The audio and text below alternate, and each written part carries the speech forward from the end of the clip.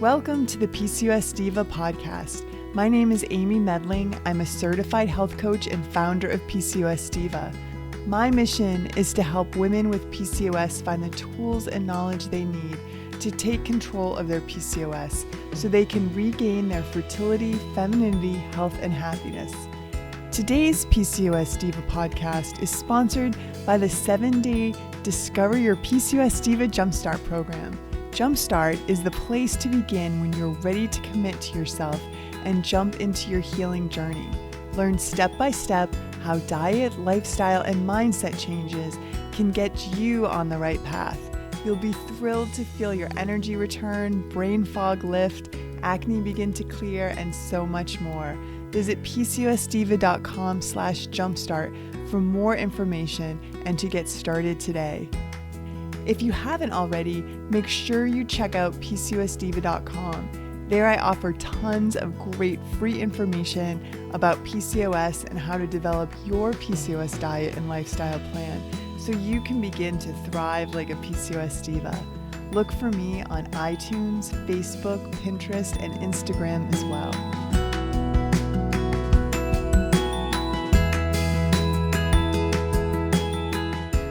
So today we are going to be talking about emotional eating. So if you've tried everything to get your cravings under control, if you've managed your blood sugar, if you're taking supplements like Berberine, Ovasitol, and if you're eating a clean diet and you're still struggling with binge eating, compulsive overeating, if you're really struggling with those sugar cravings, and having a hard time getting your eating under control, you are in the right place because today we are talking to Tricia Nelson, and she is the author of the book Heal Your Hunger, which I read over the weekend and was just blown away. It's such an amazing resource. But Tricia, I want to welcome you to the program, and then I want to tell everybody a little bit about you. Perfect. Thanks so much for having me here, Amy. It's really such an honor. I love your work and all the amazing service you provide in the world. So I think I met you back in 2014. So I've known you and I've been aware of the work that you do, but we finally had the chance to schedule a podcast, and I just sat down with your book and I was really blown away and so excited to introduce you to my community and to get right into this podcast. But let me just tell people a little bit about you, and you're going to talk more about your story in a minute. But Tricia Nelson lost 50 pounds by identifying and healing the underlying causes of her emotional eating. Tricia has spent nearly 30 years researching the hidden causes of addictive personality. Tricia is an emotional eating expert and the author of the book, as I mentioned, Heal Your Hunger, 7 Simple Steps to End Emotional Eating Now. And she also has a fantastic podcast called The Heal Your Hunger Show. So Tricia, let's jump right into your story. It's very compelling. It's the first chapter of your book. Would love to hear what brought you to this place as being a coach and helping people with emotional eating. Thank you so much. Yeah, it started way back when. So literally, Amy, I think back as far as my memory will serve, and I was obsessed with food from the beginning. I mean, food was just such a highlight for me. It was my escape. It was my reward. It was like nothing brought me more excitement than, if my family was going out to dinner, I'd get all excited about, what I was going to get to eat. And I was an eater, and I'd come home from school every day and pig out on popcorn and, all kinds of carby, sugary things. And, I didn't think a whole lot about it, but I did start to gain weight. And so I was a chubby kid, especially in adolescence.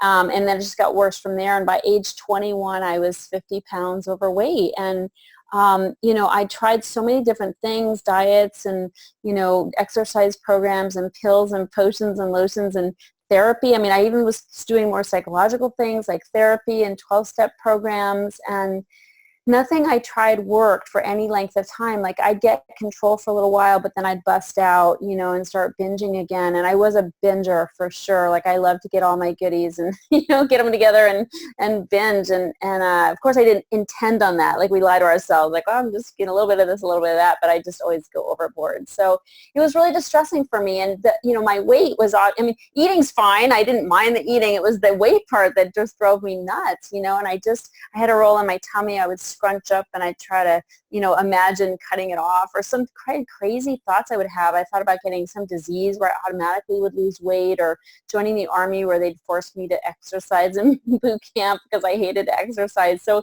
when you have this fat in your body and you don't know, you've tried everything, it doesn't come off, you get desperate. You start having very desperate thoughts. And that's what was happening for me. So to fast forward, after being on a long search, I found somebody who finally was able to show me that my problem had nothing to do with food and help me go deeper and really deal with the underlying causes. And that made all the difference in the world. And then we began working together to help others for decades. And then more recently, I founded Heal Your Hunger and wrote the book and have a program for helping people overcome emotional eating. And I loved sharing about this because I'm free, and I'm so grateful for that. But I really do have a systematic way for people to break free, and it's just been such a pleasure to share that.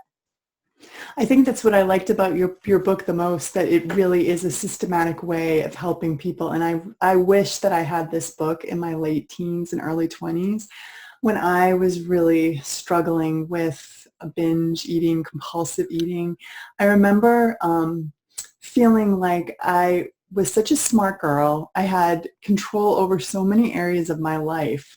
But why could I not stop eating Snickers bars? Yeah, it's crazy, isn't it? Yeah, it is. And I remember going through so many different books and like hiding them in between my mattress because I didn't want my mother to see. Like I was reading all the Janine Roth books. Like I knew it had something to do with loving myself more and, being kinder to myself, but I just couldn't put all the pieces together.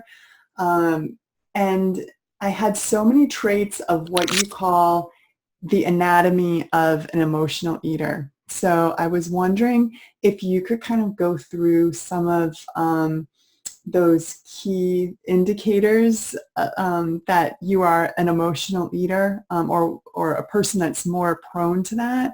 Because I think that in the work that I've done with women with PCOS, I see a lot of overlapping traits, and I talk about some of that in my book, but it was just kind of this aha moment that you sort of put it together for me that I, was really a perfect candidate to be an emotional. You qualify? Yeah, I qualify. So, absolutely.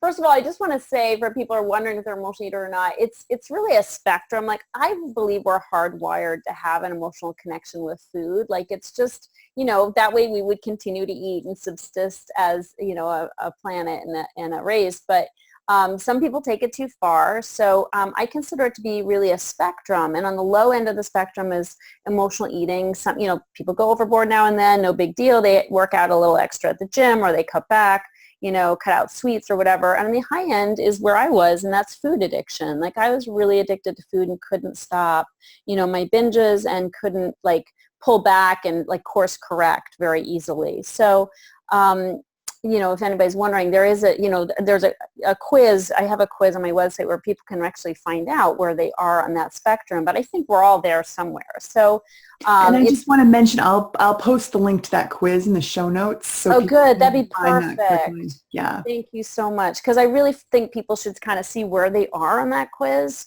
On that spectrum. I think that's really important. So thank you for posting that. So basically, in terms of what drives emotional eating, so much of the time people are looking for that one thing. Like, what was it in my past that made me do what I do? Like, was it, abuse? Was it some terrible thing a teacher said to me or a boy said to me about my weight, or, we're always looking for that one thing. And wouldn't it be nice if there were that one thing? We'd go to therapy, we'd work on that, and then we'd be free. But it doesn't work that way. What happens is we typically, I think, emotional eaters do tend to have traumatic things that happen to them as children. But what happens is, not everybody, overall I had a good childhood, but I did have sexual abuse in my past, which no question contributed to, my using food as a coping tool. But what happens is we have things that happen, and then we do develop these ways of being in the world, these coping mechanisms that save our lives, early on, like they work as survival tools, but then they backfire on us. And this is what becomes what I say, what I call the anatomy of emotional eater. Is it's like a composite of personality type or traits that, again, some of these traits worked so well when we were kids, but they really don't work for us as adults anymore, and we don't need them. So I'll give you an example, and I'd say it's the number one trait of emotional eaters, and probably people with PCOS, you can better identify that, but it's really being a people pleaser. And this is a big problem. And, why is it a coping skill? Well, as a kid, if we don't have proper self-esteem, we're going to be looking for self-esteem outside of us, and from being a do-gooder, like, what can I do to make people happy with me? What project can I raise my hand for?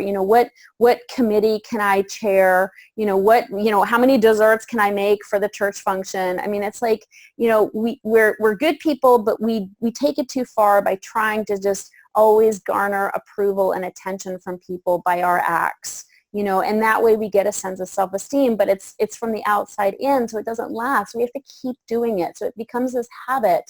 And the reason why that's so perilous for an emotional eater is because it has a dark side. And while we're like not only busting our butts and getting exhausted from doing and trying to please, but the real dark side is that nobody's ever as pleased as we expect them to be. And so then we end up pissed off.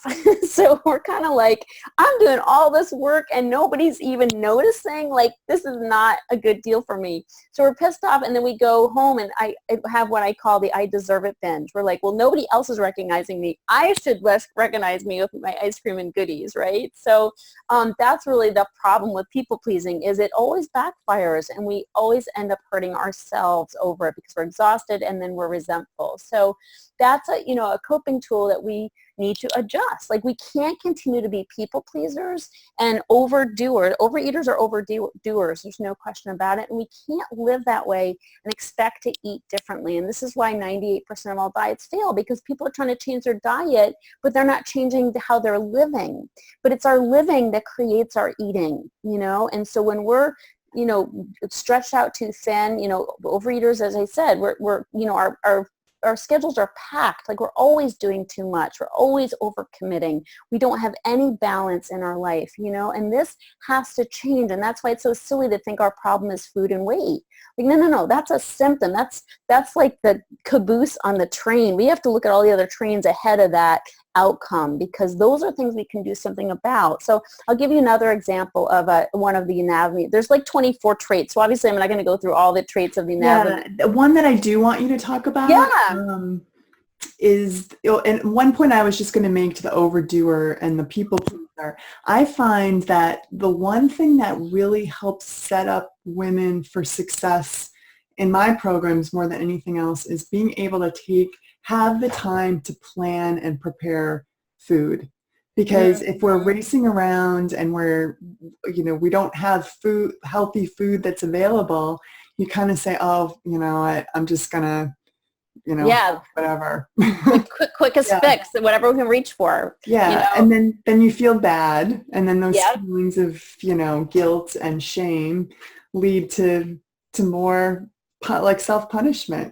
Yeah, and it just becomes a vicious cycle. There's no question about it. And the thing about preparing foods and making the time for that, making the time to shop for good food, going the extra mile or paying the extra $1 or $5 or $10 at Whole Foods, whatever for organic, going to the farmer's market, these things definitely take effort, but, they not only are physically good for us, but I believe like mentally, spiritually, and emotionally, like making that effort, like we're putting out to the universe that we're worth that effort. like we're worth putting that time and attention in, cutting the vegetables, preparing actually a yummy salad. I mean, we are building into our consciousness that we are worthy of that. And I think we need that message, because so much of the time we do put ourselves last, and we are, on the run, not really properly taking care of ourselves. And I always say, would you have your daughter, your sweet baby daughter, skip meals? Would you be like, look, we're going to skip meals. We might lose some, you might lose some weight. We'll eat dinner only. Like, no, you'd never do that for your sweet daughter, So why are you doing it to yourself? Would you say we're just going to stop at whatever corner store we can stop at so you can get your meal? No, you take the time for your kids. It's really important that we do that for ourselves, for sure. Yeah, that's a great point. So women with PCOS, we're 60% more likely to have mood-related disorders. And one of those is anxiety. And so you talk here about the racing mind, and that overeaters are overthinkers. And I think a lot of us fall into that category, that our minds, as you say here in your book, our minds race from one thought to another and never seems to stop. Sometimes we obsess on one thing and then think it to death, and we worry. I just, in my newsletter a couple of weeks ago, I talked about how women with PCOS are great warriors. And yes. we worry so much. And tell us how overeating ties into thinking. Yeah, such a big connection. We eat so much of the time. We're reaching for carbs, and that serotonin effect, just to settle ourselves down, to bring some calm and peace, because I really do think emotional eaters are, we tend to be more anxiety driven and more fearful than your average person. And that does drive our eating so much of the time. I always say it's like the Norton antivirus running in the back of your computer. It's like you're not always aware of those thoughts, it's just that rant in the back of our head about all the awful things that could happen, or all the things we're afraid of. And I relate to it. I mean, I've been such a, fearful person, and fear has driven me, and I still get afraid very easily, but it's more about just sort of managing that and having tools to try to settle that down. But it's really important that we have ways to deal with that racing mind. And I do, I recommend to my clients, that they writing is a great thing to do for a racing mind. I have a Word doc on my computer that literally, I call it musings, and I literally just, anytime I'm in that worry mode, because it can come upon you so easily, like just something grabs you, and then all of a sudden you're just, I call it awfulizing. We're just imagining the worst case scenario. And so I jot that stuff down, or I bang it out, really is what I do on my computer. So I just bang out like a paragraph or so of those thoughts, because when they're in our minds, thoughts held in mind produce after their kind. And so when we hold them in our minds and we don't share them, we don't talk about them, we don't write about them, and I also say pray about them, they will take hold of us and run our lives. They'll direct our actions. Like, we won't do things we want to do simply because we're thinking of the worst case scenario of what might happen. We also we don't say no to things because we're so worried about what people pleasing, what people think of us. So, just sort of having a place to put all that worry. And when you put it on paper, I'd say paper, but it's on my computer, but either way, when you do that, it just gets you out of your head. It gets those thoughts, it puts them somewhere. And then you also get perspective, and you can see, oh, wow, like, gee, I'm actually going to die if I go to this party tonight. Like, I don't think so. Like for some reason, like, all my friends are going to hate me if I like cancel that appointment or whatever. Like, we give ourselves such a hard time. So I find that to be super important, the writing, but also, my number one go-to is meditation. Meditation is such an important tool for settling down our minds. And I love it because people always say, oh, Tricia, I can't meditate. My mind is too busy, and I'm like, well, that's kind of the point, like that's why we meditate. And I always just reassure people, like, what if your mind just went from 100,000 miles an hour to 50,000 miles an hour? Would that be an improvement? Like, just let's call it that. Like, people are always looking for the Zen mind where like nothing happens, and that's not realistic. Like, meditation is so powerful. And sometimes I'll be thinking the whole time. I meditate for 20 minutes in the morning and 20 minutes before dinner. And, those 20 minutes, I might get 18 minutes of thinking, and then 2 minutes of just, I probably exhaust myself, and then 2 minutes of just peacefulness. I'll take those 2 minutes, and so it's so much of the time I find that people don't put the time in to meditate because they judge their meditation and they think they're doing it wrong, and that's like the number one reason people don't do it is they have this expectation of perfection, and there's no such thing. I call it doing the time. I do the time and I don't judge it. Like whatever happens, but it does pay off really well in terms of my feeling more calm and peaceful, and especially making better choices in the kitchen. And that's why I always meditate before dinner, because, at the end of the day, when you're stressed out and you've been driving the kids everywhere and you go into the house and you run to the kitchen, of course you're going to be nibbling and munching on things that are snacky because you're trying to come down from the spin, that spin of the day. If you bypass the kitchen, go straight to your room, and even if you don't meditate, if you lie down with some quiet music and a candle for 10 minutes, boy, oh boy, you're going to come down from that spin in a much healthier way. And then you got a fighting chance when you go to the kitchen. Then it's not just like reaching for anything. You have more equilibrium. You're like, you have your head about you and you're not reacting to that stress. That's really great advice. I feel like, gosh, I don't have 20 minutes, but I could take 5 minutes, 10 minutes. Totally. To just center myself. And there's a cool app too, Insight Timer, which is I use, and some people like to do guided meditations. And again, 5 minutes. That's a huge improvement to what's going on now. So Insight Timer has guided meditations that people can do. It's Insight, INSIGHT, and it's great. I use it just for my little beginning and end of my meditation. It gives me a little gong, which kind of makes it more special. And it's sort of like having a great, if you have a fancy water bottle, it makes you want to drink water more. So it's like when you have a cool app, it sort of makes meditation a little more special. Yeah, and I think it takes the fear out of it as well. That's one of the reasons I like to go to exercise class, because I like somebody telling me what to do. It takes all of that effort out of the equation that I have to figure out, and it's the same with those apps. And I love your suggestion about having a file on your computer.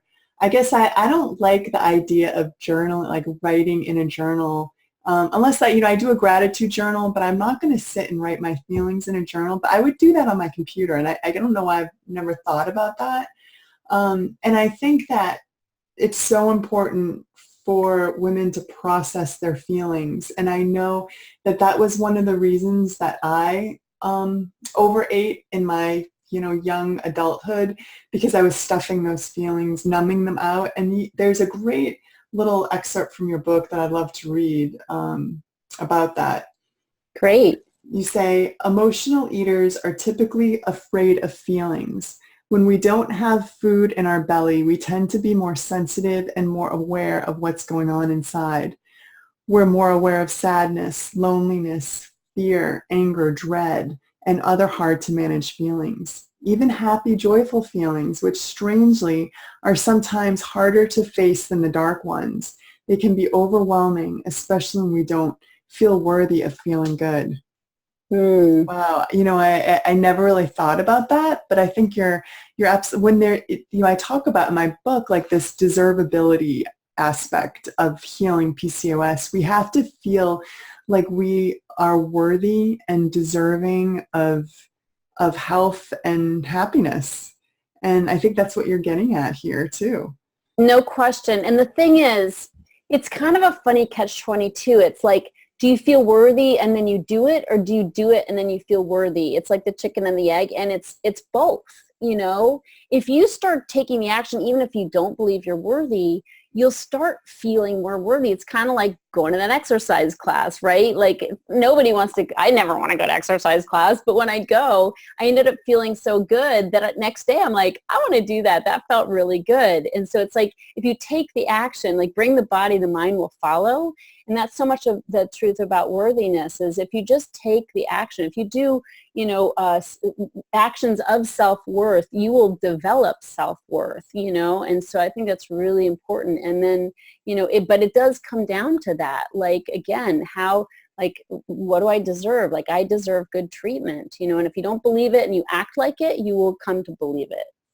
Yeah, and I think that that's how I ended up sort of breaking the cycle for myself. And I know everybody has a different path, but I got to the point where those messages in my head were more positive than negative. You know, I wasn't, gosh, I used to read Cosmo and Glamour and comparing myself. You know, I was great at comparing myself to everybody else. When I stopped doing that, I really shifted, as you talk about in your book, your consciousness, and you say that you know, you get to a point where the actions kind of in your old lower consciousness, actions such as eating that entire jar of peanut butter, just don't fit in with this new level of consciousness anymore. So you no longer feel compelled to do it. In fact, you just can't do it anymore.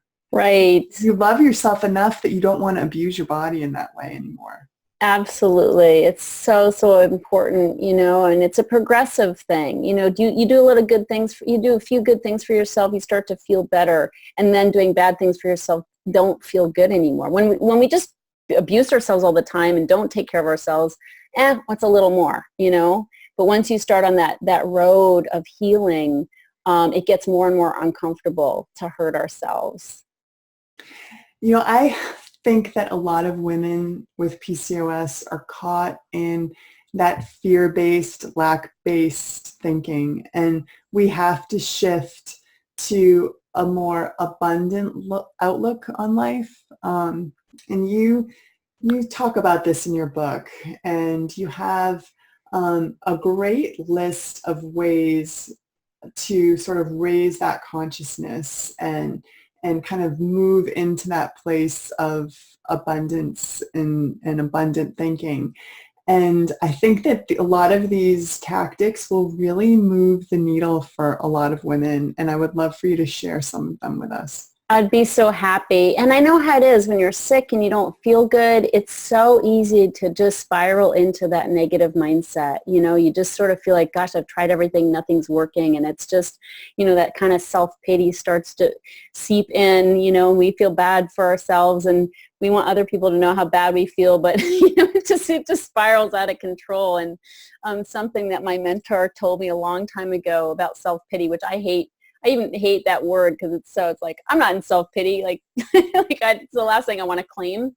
But he used to say, yeah, self-pity is like quicksand. You wiggle your little toe in it and it grabs you and it sucks you all the way to hell, you know? And so I think. So true. I mean, I think of, yeah, I guess I don't frame it as self-pity. I sort of frame it as being a victim.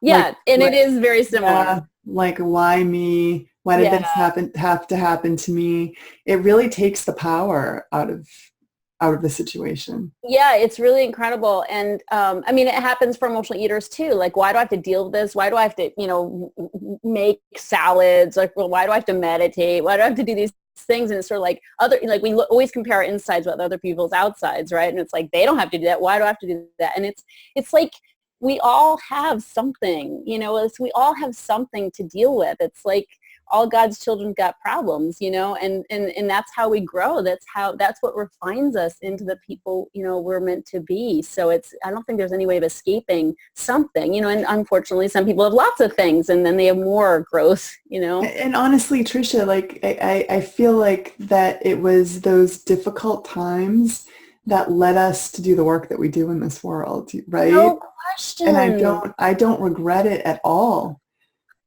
No question. Mm-hmm. I totally agree. It's like, and there's a saying that I love, which is, if you sat in a circle, like around a table with a whole bunch of other people who have problems, and you all put your problems in the middle of the table, nobody would take somebody else's problems back. Like, everybody would grab their own. So it's like they're uniquely ours, and we have, you know, God's given us the right tools to deal with them. So, but back to your question about consciousness, you know, it's really, really there's so many simple things we can do to up level and get out of that self, victimizing thinking. And they're simple little things, and the more we do them, the better. So one of the things I love, and I do this every day, is read spiritual literature. Something up. It doesn't have to be spiritual, and I don't mean religious necessarily either. I just mean something that's uplifting and motivational and just about the goodness of life, and there's amazing things out there. If somebody leans religious, I'm sure there are magazines and things that can inspire them, but there's so many cool things out there that just have inspirational stories, overcoming stories, and things that I just find so helpful. And it's like we have to treat our mind. Like our minds need to be treated because they do veer negative. They just I think all human brains veer negative. It's just so easy. And so we have to work. I have to work to keep my mind positive. And so starting the day with some spiritual reading and something that just gives me a positive message. I like little daily readers, because I don't want to I'm busy. I need some quick inspiration. But I think that's super helpful. Well, tell me what you're reading now. Okay, so the things I love, my all-time favorite book is from Emmett Fox, and he's a metaphysician. So he talks about sort of the metaphysical ideas in the Bible, but he's really good about his book is called Around the Year with Emmett Fox. He's passed now, but at one time he had the largest congregation in the U.S. in New York City back in the 20s of last century. But but he just sort of teaches positive ideas about God, and I find that a lot of people have negative ideas about God. I mean, sometimes religion can deliver some harsh ideas, that maybe are misinterpreted. So he just sort of like packs a punch every day. I also love the Daily Word. There's a organization called Unity School of Christianity, and it's more metaphysical rather than religious, but they have a little reader called the Daily Word, which has a positive, it's a little pocket thing you can order, or you can get daily messages by email, but it's just a really positive message that I love. And there's other daily readers, and I read some positive messages about money, talking about lack mentality. Every day I read affirmations about how abundant the world is and how much money is available. I always love to say, like, God's got lots of money, and he wants it for me. So because we can get into negative thinking about money and finances as well. So I read some positive messages about that. Just anything that can remind me that there's abundance. So I'm reading right now in the mornings. I'm almost done with it. It's a daily reader, like you were suggesting, by Annie Downs. It's called 100 Days to Brave. Nice. And, courage is one of those things that sort of elevate you out of your emotional eating that you talk about in your book. So I think that would be a good resource if somebody's looking for something. I love that. Who is the author again? Annie Downs. Okay, that sounds, there's so many incredible books out there that are so positive, but it's like, what are we feeding our minds? It's like, what do we feed our bodies? We know we need nutritional food in order to have our bodies work properly, and I need nutritional, fodder for my head in order for my head to work properly. So a few other things from my consciousness prescription are things that are just like, staying away from gossip. It's super easy to get negative and I've gossiped with the best of them, like it feels so good in the moment to talk about somebody else or, point out somebody else's faults. But I really try not to do that anymore because it backfires on me. Like it ends up bringing me down in consciousness. Again, it's that quick hit. Sort of like eating chocolate, feels good in the moment, but not so much later. So gossiping is one of those things. News is another thing. Like I really stay away from news, and I am unfortunately very ill-informed these days, but I also am happier.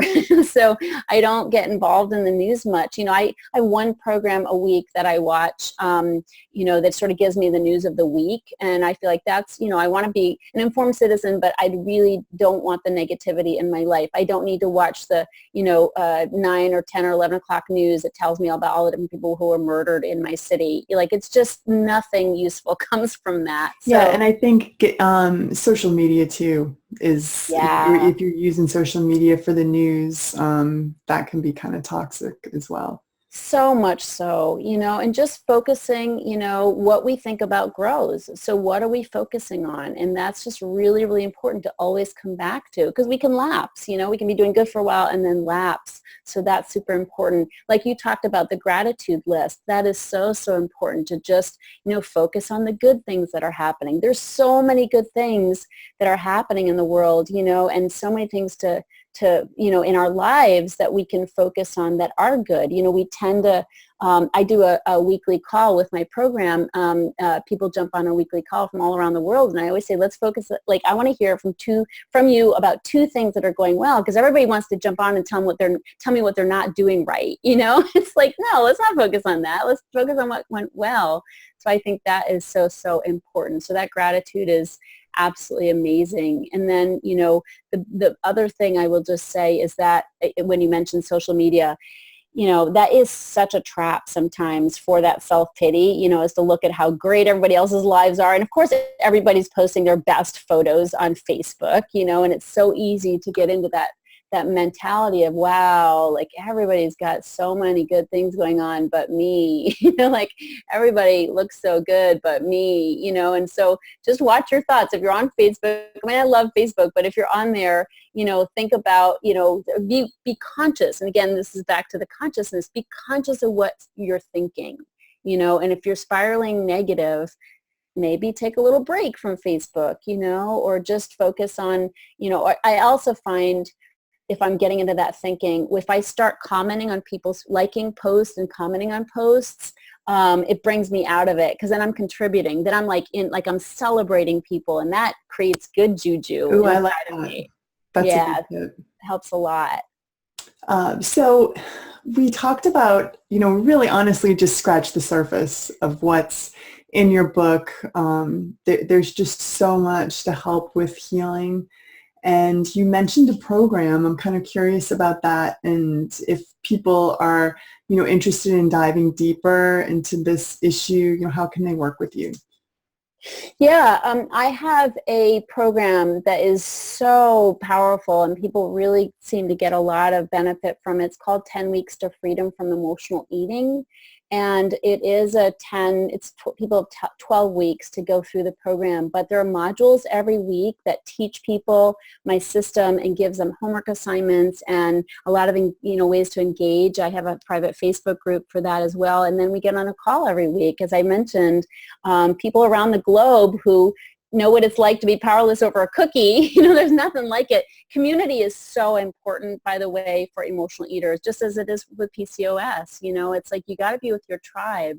And people don't always understand, why we would eat things when we know better, and that's sort of that's the quintessential question. I have all this health information. I may even be a health coach. Why am I destroying myself when I know better? And that's really the gap that I help people with, is how to follow through on what they know. And so when you're in community with other people who have that strange gap, it's so heartwarming.